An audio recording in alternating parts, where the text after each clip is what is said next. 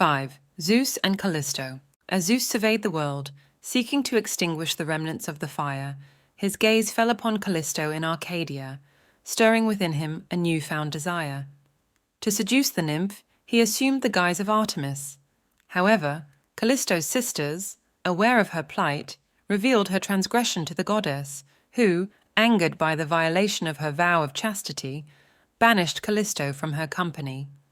Yet, even as Zeus attended to his divine duties, ensuring the stability of the heavens and the preservation of the earth, his attention was drawn to Arcadia. There, he rejuvenated the springs and rivers, revitalized the barren land with lush grass and verdant foliage, and commanded the once injured forests to flourish anew. Amidst his vigilant oversight, Zeus encountered a maiden from Non-Acris, igniting a fiery passion within him. She was no mere shepherdess, but a huntress of Fabe, adorned with a quiver and bow, beloved by Trivia herself. Yet, as fleeting as all mortal influences are, her allure captivated Zeus in that moment. Finding her alone and fatigued in a secluded grove, Zeus was emboldened to approach her, confident in his ability to keep the encounter hidden from his wife.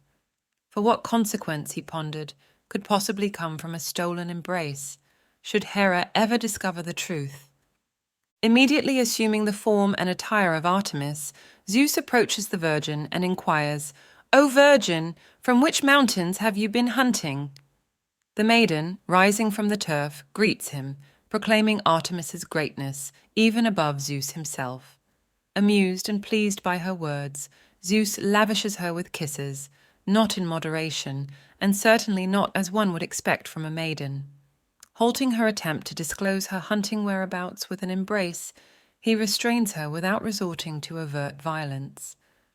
Though she resists as much as a mortal woman could, if only you had seen her, daughter of Saturn, you would have been more merciful. She is ultimately powerless against Zeus's might. Satisfied with his conquest, Zeus ascends to the heavens, leaving the grove and the now conscious wood behind as the maiden's abhorrence. Meanwhile, Dictynna, attended by her entourage, traverses the lofty Menelaus, reveling in the slaughter of wild beasts. Spotting the maiden, she calls out to her, causing the maiden to recoil in fear at the thought of Zeus taking on her form. However, upon seeing the nymphs accompanying Dictynna, she realizes there is no deception and approaches their group. Yet, despite her efforts, she struggles to conceal the guilt written on her face. She avoids meeting their gaze, walks not beside the goddess as she once did, and remains silent, her blushes betraying her tarnished honor. Though Artemis, being a virgin, fails to discern her fault, the nymphs are said to have noticed her discomfort.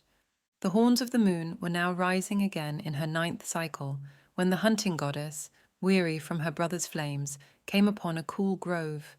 A stream flowed there, murmuring and carrying along sand worn fine by its action. Approving of the spot, she touched the surface of the water with her foot and, commending it, said, "All lookers are far off. Let us bathe our bodies in the stream." She of Parrhasia blushed. They all put off their clothes. She alone sought an excuse to delay. Her garment was removed as she hesitated, and her fault was exposed with her naked body. Cynthia said to her, as she stood confused and tried to hide her stomach with her hands, "Begone from here! Do not pollute the sacred springs," and she ordered her to leave her group.